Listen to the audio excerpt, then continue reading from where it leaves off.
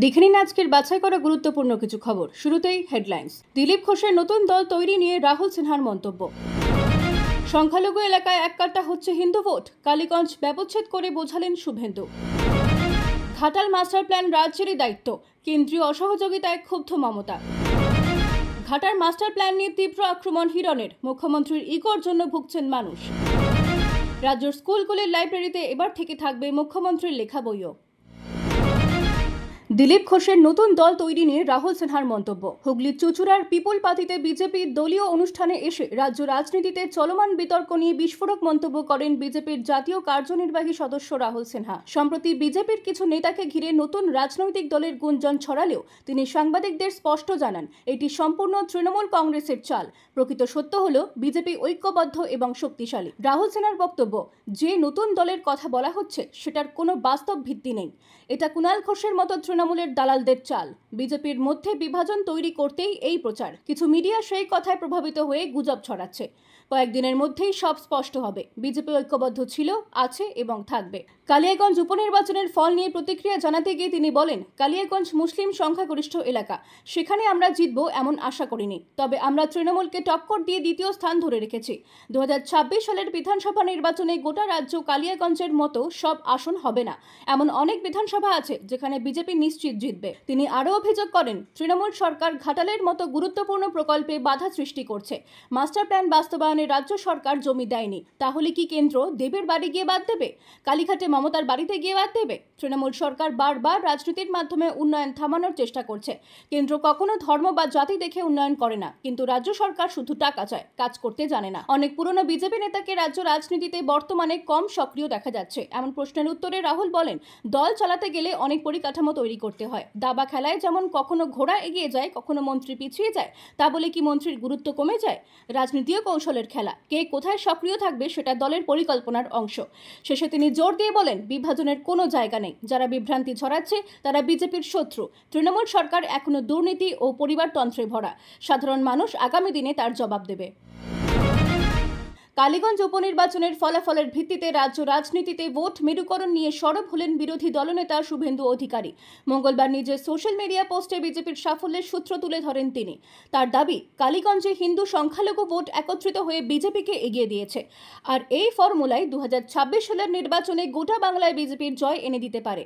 শুভেন্দু লেখেন, হিন্দু সংখ্যাগরিষ্ঠ বুথগুলির প্রায় সব কটিতেই বিজেপি এগিয়ে। পশ্চিমবঙ্গে হিন্দু ভোটারদের এই ঐক্যের ছবি গোটা রাজ্যে ছড়িয়ে পড়বে, যার মাধ্যমে হিন্দুবাদী রাজনীতির পতাকা ওড়ানো সম্ভব হবে। পাশাপাশি মুসলিম ভোটে বিজেপির ভরাডুবির কথাও স্বীকার করে নেন তিনি। তার কথায়, কালীগঞ্জ উপনির্বাচনে মুসলিম অধ্যুষিত অধিকাংশ বুথে বিজেপি প্রার্থী একক সংখ্যক ভোট পেয়েছেন, এমনকি কোথাও কোথাও 50ও পেরোয়নি। এক কথায় বলা যায়, মুসলিম ভোট বিজেপিকে মেলেনি। সেই তথ্য প্রমাণ হিসেবে একটি তালিকাও তুলে ধরেন তিনি। যদিও এই ক্ষয়কে গুরুত্ব দিচ্ছেন না শুভেন্দু। তার দাবি, হিন্দু সংখ্যাগরিষ্ঠ ভোটেই বিজেপির ভরসা। তৃণমূলের পাল্টা আক্রমণ, এই মন্তব্যের পাল্টা দিতে ছাড়েননি তৃণমূল নেতা জয়প্রকাশ মজুমদার। তিনি বলেন, সমাজকে বিভক্ত করার চেষ্টা চলছে। ভারতবর্ষের আসল শক্তি ধর্মনিরপেক্ষতা, আর সেটাকেই নষ্ট করতে চাইছেন শুভেন্দু। 2021 সালের ভোটের শতাংশের সঙ্গে এবার তুলনা করুন। এবার আপনাদের ভোট কমেছে কেন? সেখানে কি মুসলিম ভোট বেড়েছে? তথ্যে কি বলছে পরিসংখ্যান? বিজেপি যেখানে বলছে হিন্দু ভোট বেড়েছে, সেখানে নির্বাচন কমিশনের পরিসংখ্যান কিছুটা ভিন্ন ছবি দেখাচ্ছে। 2021 সালে তৃণমূল 53%, বিজেপি 30%, কংগ্রেস 11.98%। 2025 উপনির্বাচনে তৃণমূল 55%, বিজেপি 28.29%, বাম সমর্থিত কংগ্রেস 15.21%। অর্থাৎ চলতি বছরে বিজেপির ভোট 2% কমেছে। বিপরীতে তৃণমূল ও কংগ্রেস উভয়েরই ভোট বেড়েছে।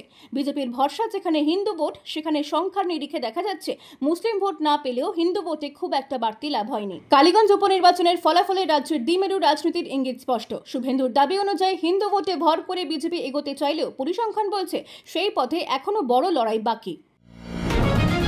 ঘাটাল মাস্টার প্ল্যান রাজ্যেরই দায়িত্ব, কেন্দ্রীয় অসহযোগিতায় ক্ষুব্ধ মমতা। প্রতি বছর বর্ষায় পশ্চিম মেদিনীপুরের ঘাটাল জলবন্দী হয়ে পড়ে। সেই সূত্রেই বারবার আলোচনায় আসে ঘাটাল মাস্টার প্ল্যান। এই বছরও বিধানসভায় সেই প্রসঙ্গ তোলেন মুখ্যমন্ত্রী মমতা বন্দ্যোপাধ্যায়। কেন্দ্রের ভূমিকা নিয়ে তিনি ফের ক্ষোভ প্রকাশ করেন। মুখ্যমন্ত্রী বলেন, আমাদের এখানে ম্যান-মেড ফ্লাড হয়, ডিবিসি না জানিয়ে জল ছেড়ে দেয়। কেন্দ্র একটাও কথা শোনে না, এক পয়সাও দেয় না। তিস্তার ওপর 14টি হাইড্রল প্রকল্প করে জলপ্রবাহ থামিয়ে দিয়েছে। ইন্দো ভুটান প্রজেক্টে বাংলার অংশীদারিত্বও বাদ দিয়েছে। ঘাটাল মাস্টার প্ল্যান প্রসঙ্গে তিনি বলেন, এত বড় প্রজেক্ট একটু সময় লাগবে, কিন্তু আমরাই করব। কেন্দ্র এক পয়সাও দেয়নি। প্রয়োজনে জমি ঘুরিয়ে নেব যাতে মানুষের অসুবিধা না হয়। ডিভিসির ড্রেজিং না করা ও পলি সংস্কারের অভাবও জল ধারণের ক্ষমতা কমার কারণ বলে জানান তিনি। উল্লেখ্য, 2014, 2019 ও 2024 এই তিনটি লোকসভা ভোটেই তৃণমূলের প্রধান ইস্যু ছিল মাস্টার প্ল্যান। চলতি বছরের বাজেটে তার জন্য 500 কোটি টাকা বরাদ্দ হয়েছে। তবে সাম্প্রতিক বন্যা পরিস্থিতির জেরে কাজ আপাতত স্থগিত। বর্ষা এলেই জলমগ্ন ঘাটাল, সেই সঙ্গে ফের আলোচনায় ঘাটাল মাস্টার প্ল্যান। এই প্রকল্প ঘিরে রাজনৈতিক চাপানোতর ফের তুঙ্গে। এবার খড়গপুরের বিজেপি বিধায়ক হিরণ চট্টোপাধ্যায় সরব হলেন দেব ও মুখ্যমন্ত্রীর বিরুদ্ধে। সাম্প্রতিক বন্যা পরিস্থিতির মাঝে ঘাটাল মাস্টার প্ল্যান নিয়ে এক্সে পোস্ট করেন তৃণমূল সাংসদ দেব। জানান, দীর্ঘদিন ধরে সংসদে এই প্রকল্পের পক্ষে সওয়াল করছেন তিনি। রাজ্য সরকার 2024 সালে বাজেটে 500 কোটি টাকা বরাদ্দ করে কাজ শুরু করেছে ফেব্রুয়ারি 2025 থেকে। প্রকল্পে রয়েছে নদী ড্রেজিং, বাঁধ নির্মাণ, ব্রিজ, খালকাটা ও কৃত্রিম নদী তৈরির কাজ, যার সময়সীমা 4 থেকে 5 বছর। দেবের এই পোস্টের প্রতিক্রিয়া হিরণ বলেন, ঘাটালবাসীর দুর্ভাগ্য, দেব তাদের সাংসদ। 2014 থেকে এক ভুল বারবার করছেন তারা। একবার নরেন্দ্র মোদীকে সুযোগ দিন। তিনি আরও বলেন, ঘাটালের মানুষ গলা পর্যন্ত জলে, ছেলেরা পোশাক খুলে ঘুরছে, মেয়েরা অসহায়। মুখ্যমন্ত্রী বলেছেন, কেন্দ্রের কোনো সাহায্য চাই না, ইগোর জন্য রাজ্যের মানুষ কষ্ট পাচ্ছেন। উল্লেখ্য, 2024 সালে লোকসভা ভোটে দেব ও হিরণের মুখোমুখি লড়াইয়ে জয় পান তৃণমূল প্রার্থী। 1 বছর কাটতে না কাটতেই বানভাসী ঘাটাল ঘিরে ফের দেবকে নিশানায় হিরণ ও বিজেপি। সারাক্ষণ নিউজ চ্যানেলগুলো দেখে সময় নষ্ট না করে এই ভিডিওগুলোতেই দেখে নিন সারা দিনের সমস্ত গুরুত্বপূর্ণ খবরগুলো। তাই যখনই এই রকম থাম্বনেল দেখবেন তখনই ক্লিক করে দেখে নেবেন। রাজ্য স্কুলগুলির লাইব্রেরিতে এবার থাকবে মুখ্যমন্ত্রীর লেখা বইও। রাজ্য স্কুল লাইব্রেরিগুলোতে এবার বাধ্যতামূলকভাবে জায়গা পাচ্ছে মুখ্যমন্ত্রী মমতা বন্দ্যোপাধ্যায়ের লেখা বই। মা, কথাঞ্জলি সহ একাধিক শিরোনাম। 23টি জেলাকে 5 ভাগে ভাগ করে পাঠানো হয়েছে 500-রও বেশি বইয়ের তালিকা। প্রতিটি সেটেই রয়েছে মুখ্যমন্ত্রীর লেখা প্রায় 90টি বই। এই বইগুলো কিনতে হবে জেলা স্কুল পরিদর্শকের মাধ্যমে। নির্দেশ স্পষ্ট, তালিকা অনুযায়ী বই কিনতে হবে। রাজ্য সরকারের তরফে 2026টি স্কুলকে লাইব্রেরি উন্নয়নের জন্য 1 লক্ষ টাকা করে মোট 20 কোটি 26 লক্ষ টাকা অনুদান দেওয়া হয়েছে। এই টাকা দিয়েই বই কিনতে হবে। বিষয়টি ঘিরে শিক্ষক মহলে অসন্তোষ দেখা দিয়েছে। তাদের প্রশ্ন, সরকারি খরচে মুখ্যমন্ত্রীর লেখা বই বাধ্যতামূলক কেন? একজন লেখকের নাম কি এমনভাবে ঠিক করা যায়? এখনো পর্যন্ত এই নিয়ে সরকারি তরফে কোনো ব্যাখ্যা মেলেনি।